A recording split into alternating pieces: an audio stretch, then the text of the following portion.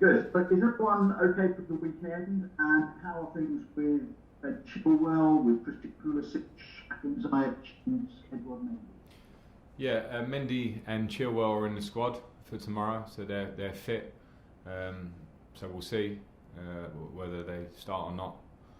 And then the other ones, Ziyech and Pulisic, are not far away. They're still in their recovery stage, so it's too early for them both. You've only had a few days to work with Kepa, but what have you made of it so far? What does it mean to at least have him available? Yeah, all very positive. The early signs and interactions, just as a man and also on the training pitch. So he settled in very well in those few days, and we've made him very welcome as always. So yeah, no, it's competition. He's a good goalkeeper. We know that. We know a lot about him, and we'll see how we go. But how do you go about addressing the issues that cost you at West Brom? They were individual mistakes. What can you do about that? But yeah, very clear individual mistakes. You can't hide from them. The players, the individuals can't, and you know, that's where you just need to have humility and hold your hands up. And I think players should. Thiago Silva definitely did, because that's the kind of character he is. And the reason he's been one of the best in the world for the last 10 or 15 years is because he doesn't do it much. So we have to take the game on the chin in terms of the fact that there were 3 individual errors gave us a real mountain to climb. The positive was that we climbed it to a degree and got a point, although we would always want more when we have such a domination of a game against a team that defend, but the circumstances made it difficult and the reaction was actually good. Last one, please, Ian. Big talking point from the weekend, the new handball law, and the way it's being interpreted. Steve Bruce got a penalty, said we've lost the plot. Hodgson, who had a penalty given against Crystal Palace, said it was a nonsense and it's ruining the game.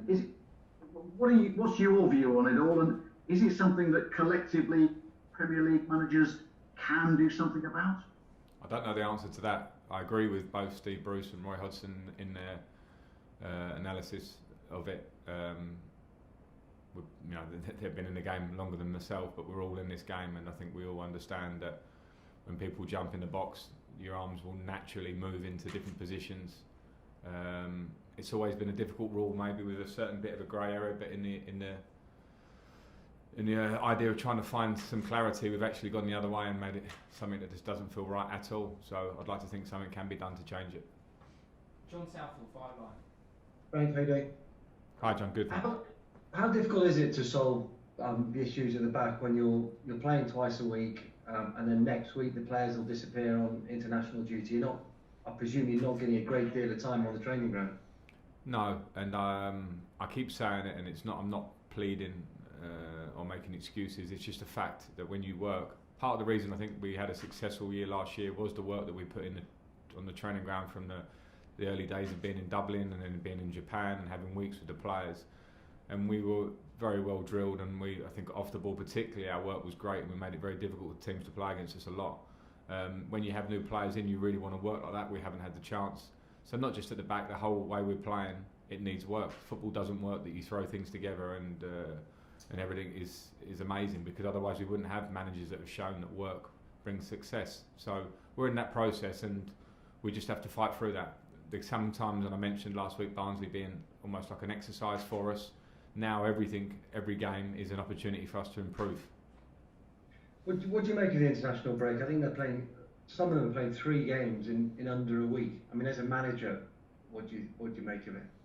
Well, I hope that the international managers, and I try and have as good a relations as I can with the ones I speak to related to our players, will use the games as well as they possibly can with their squads that they have, because 3 games is a lot when you think that we're back to back at the moment, and when we come back from that we'll be back to back again. I respect international football and I understand it has to be there. I just hope that the players go away and play and come back safely. Last one, John, please. Yeah, I know we've spoken about Antonio Rudiger before, but he hasn't featured at all this season. So can we assume that he is one of those players who will be on his way out? I wouldn't assume anything, and I wouldn't assume with Antonio or any players in the squad. We're not there until next Monday when the window shuts. So other than that, I would have no assumptions. James, Talk Sport. Hi Frank, can you hear me? Hi James, I got you. Frank, what's the latest on Kepa Do you think he might have potentially played his last game for Chelsea? Where do you see his future, especially over the next few days? No, I certainly won't go to the point of played his last game for Chelsea. I think it's been a difficult time for Kepa. I think that's well documented. I know it and he knows it. But we should certainly not jump to that conclusion. And also, I think, which I felt quite strongly about in the last week, is also understand that Kepa is a young man, and a lot of the highlight, spotlight on him, I think has become slightly unfair. I have to protect him because I know he's a good lad and playing with absolute professionalism and intent to do the best he can, as all the squad have to. And that's as much as I want to say about it now. Did you see Saturday as a bit of a reality check? Because you've got a lot of new players coming to the side. It's going to take a little while for them to gel. It's not possible for every single player to be an overnight success, and for everyone to gel and you to get results and performances straight away. Yeah, it wasn't a reality check for me because I know that. It may be for someone on the outside. That's not the worst thing. Listen, we should have won the game and would have won the game without individual errors, which are not all necessarily related to new players or new feeling. But in terms of our performance so far, it's clear. We have some new players in. We also have a few new players in that haven't even taken part yet because of injuries. So we haven't had time to train as a group. I'm very confident that the more we can work, the more the players can play together and feel each other and work on the things that we worked on a lot last year, but we have to now double down on, then we will improve. But it wasn't a reality check. I understood that. And any Premier League game is going to give you big challenges. And West Brom gave us a challenge in the way the game went. Last one, James. Spurs got a bye into this round because Leyton Orient couldn't fulfil that fixture last week. Did you think that was fair? Do you think this game should have maybe been postponed so a club like Leyton Orient could have got a big day out with a big TV audience and the money that would come with that as well, which I imagine would have come in handy at this time of year? Yeah, I've absolute sympathy for Leyton Orient. It's an area that I know very well. I'm really still sympathetic to them, but unfortunately in the time that we're at, even I looked at it from our point of view when I thought that the game might be changed, and there's no way to put that game for us if we were going to postpone that game, because as soon as we come back from international duty we go League, Champions League, League, Champions League. So it's very unfortunate for Leyton Orient, and I don't know the details, but I think it seemed like the best solution, and maybe they've missed out, and let's hope that they can have been or can be compensated in some way to make up for that. Jerry Cox. Hi Frank, this is the second of 4 games in a week for Spurs, and Jose's hinted the Carabao Cup's probably his least important or lowest priority. Does that make you favourites, and where does it rank in Chelsea's ambitions this season? Yeah, I mean, I know that, and I know, Jose, it's a busy time for Tottenham because of the Europa League. It's a busy time for us all. They had a free midweek last week. We didn't, but I know they have a busy week this week. But when I analyse Tottenham and know the squad they have, and analyse what might be a team that maybe didn't play 90 minutes pretty much yesterday, they have a fantastic squad. So I feel that any squad Jose will put out can be very strong. I think we all know the Carabao Cup for teams like ourselves and Tottenham that are challenging for top 4 and Champions League like we are. Then the Carabao Cup does have its place, but we certainly respect it, and every tournament we go in we'll try and win. Last question, Jim Conlon. Hello there, Frank. In relation to Callum Hudson-Odoi, he made a big contribution there at the weekend, Callum Hudson-Odoi.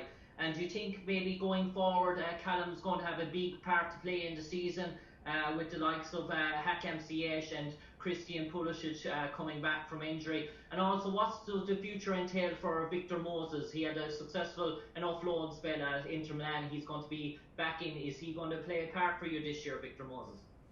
Yeah, at the moment Victor isn't in that position with us. We have a bubble of the training ground in the first team squad, which Victor hasn't been part of, but I know Victor, having played alongside him and know him well, and we'll see how that develops over the next week. With Callum, yeah, I certainly hope he has a big part to play this season. When you talk about Ziyech and Pulisic, we are not inundated with wingers. We lost Pedro and Willian in the summer, and we'll need competition. We'll need players just because of the stress of playing in the competitions we have to play in. And if Callum comes on and makes impacts like he did at West Brom, if he keeps improving and developing every day, he's a huge talent. So let's see.